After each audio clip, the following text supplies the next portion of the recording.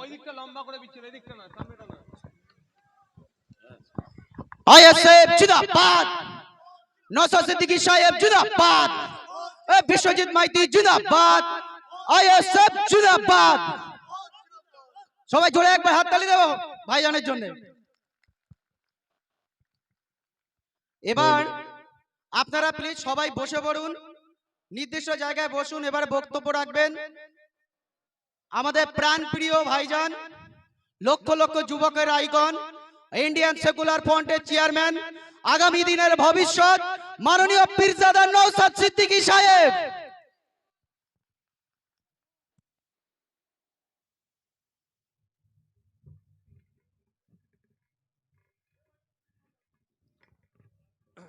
আপনারা অবগত আছেন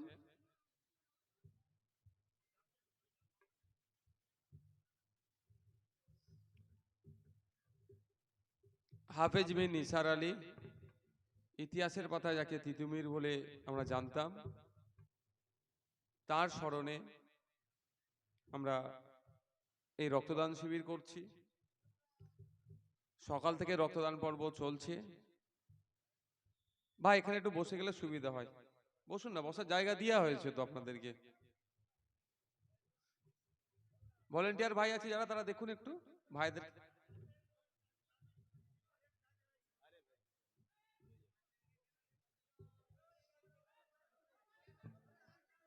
কার একটা চাবি হারিয়ে গেছে, যদি কেউ পেয়ে থাকেন এখানে দিয়ে যাবেন তো। সকাল থেকে রক্তদান পর্ব চলছে, এখন চলবে, সাথে সাথে বক্তব্যের পর্বও চলছে। রক্তদান শিবিরের গুরুত্ব নিশ্চয়ই আপনারা জানেন, যে আমরা অনেকে ভাবি রক্তদান করলে নাকি প্রাণ অন্যের বাঁচে, অনেক কথা বলি, কিন্তু মেডিকেল সায়েন্স বলছে কোনো পুরুষ যদি 90 দিন ছাড়া, কোনো মহিলা যদি 120 দিন ছাড়া রক্তদান করে, তার অনেক বড় বড় রোগ থেকেও সে মুক্তি পেতে পারে। যাক, সে বিষয়ে বলবো।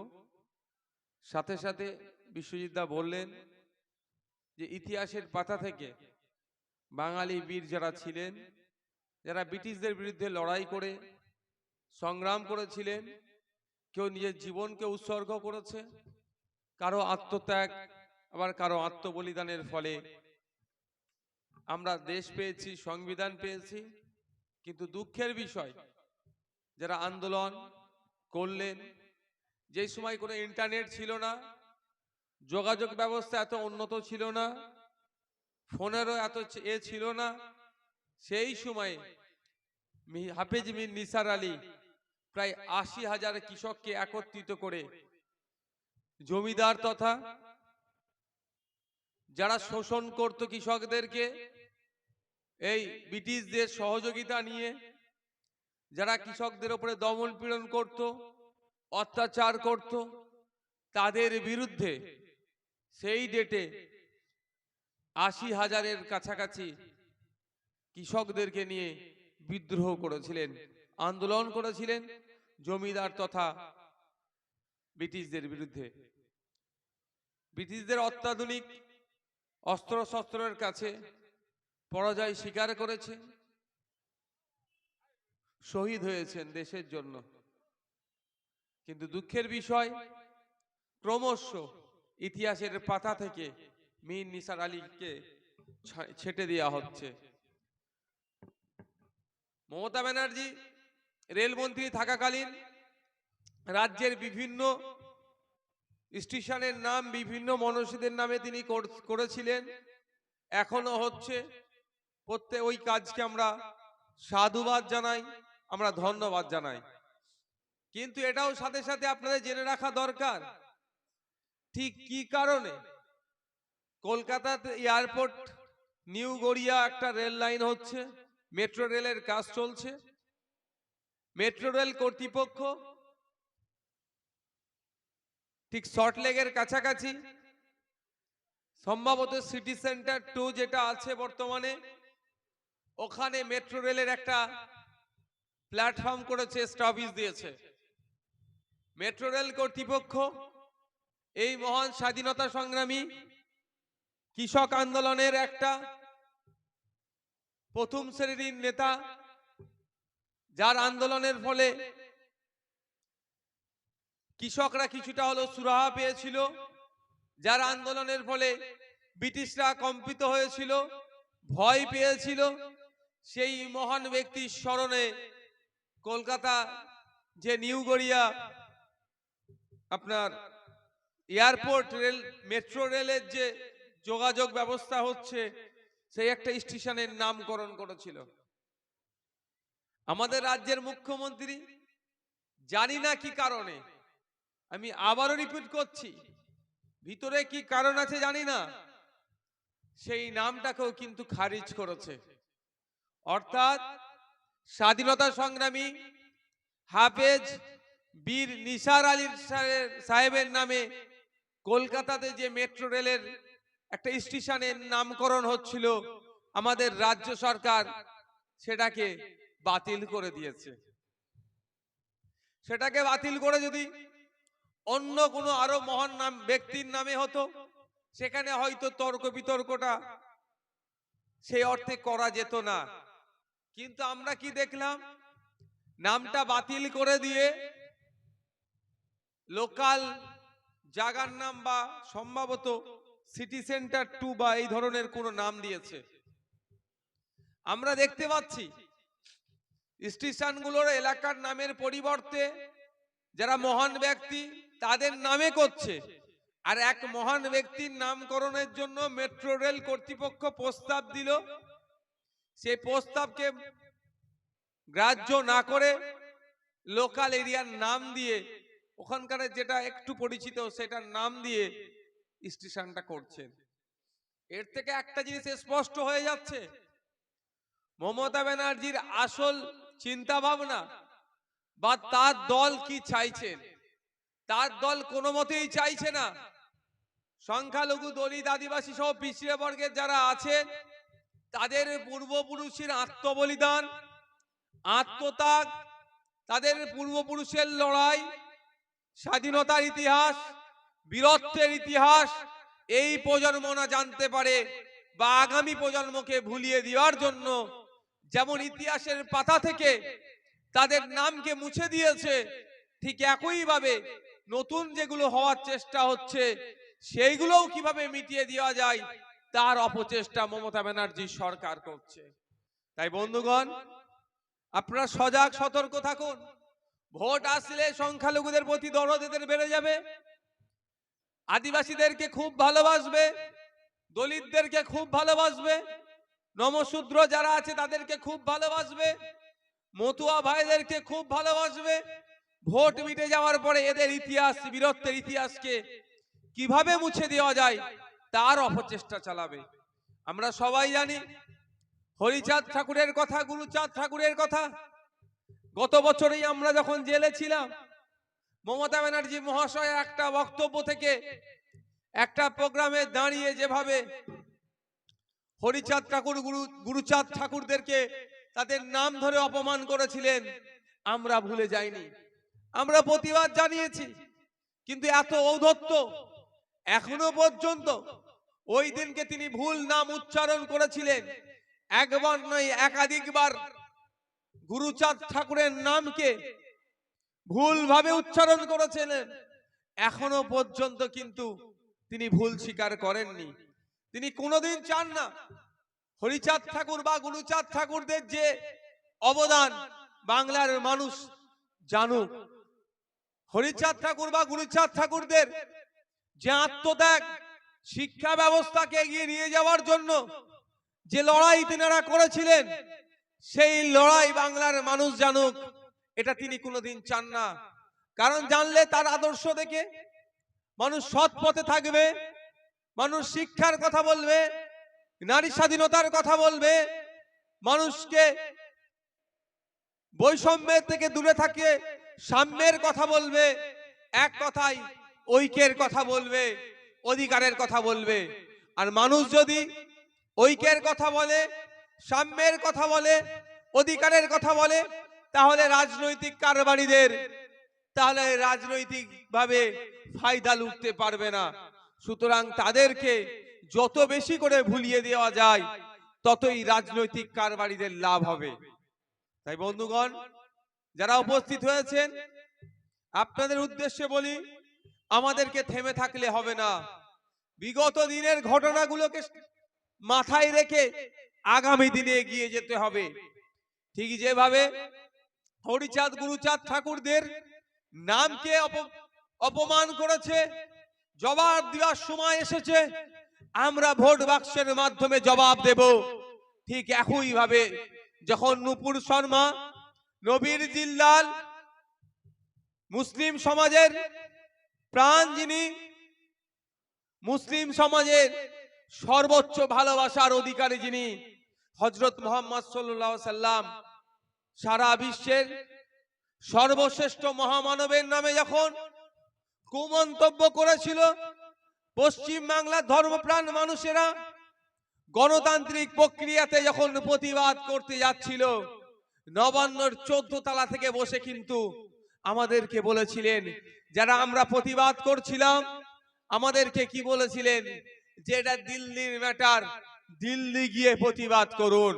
তাই আমি আপনাদের বলবো, এগুলো ভুলে গেলে চলবে না।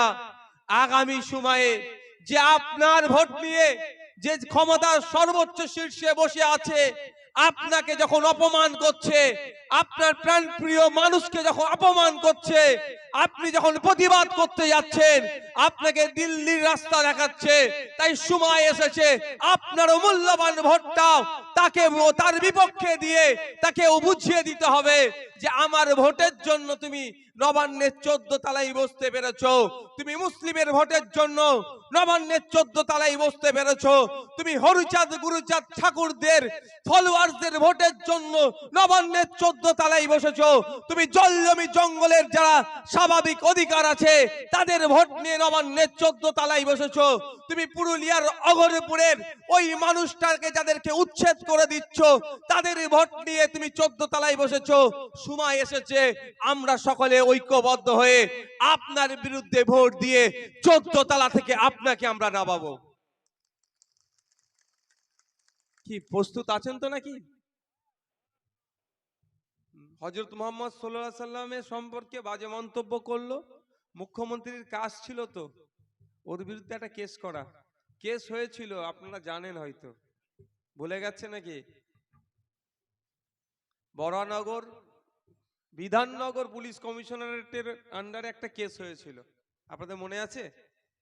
মুখ্যমন্ত্রীর মনের জ্বালা যেটা ছিল মুখ ফসকে বলেনি, জ্বালার ক্ষোভের বহিঃপ্রকাশ করে দিয়েছিল কি 14 তলা থেকে তিনি বলেছিলেন, অর্থাৎ নবান্ন থেকে তিনি বলেছিলেন দিল্লিতে গিয়ে প্রতিবাদ করুন। এটা নিয়ে মুসলিম সমাজে রেড়ে করে উঠেছিল, আলোচনা সমালোচনা হয়েছিল, মুসলিম ধর্মপ্রাণ মানুষদের মনে ক্ষোভের সঞ্চয় হয়েছিল। ফলে তিনি কি করলেন, আমাদের সাথে একটা নাটক হয়েছিল। নাটকটা কি ছিল? নূপুর শর্মাকে নাকি নোটিশ করছে বিধাননগর পুলিশ কমিশনারেটের পক্ষ থেকে, ওনাকে ডাকা হচ্ছে। এই তো পুলিশ তাহলে কিছু কাজ করছে, নূপুর শর্মাকে ডাকবে। আজও পর্যন্ত নূপুর শর্মাকে ডেকে এনেছে তো? এরা নূপুর শর্মাকে ডাকবে না, আরো বেশি উৎসাহিত করবে।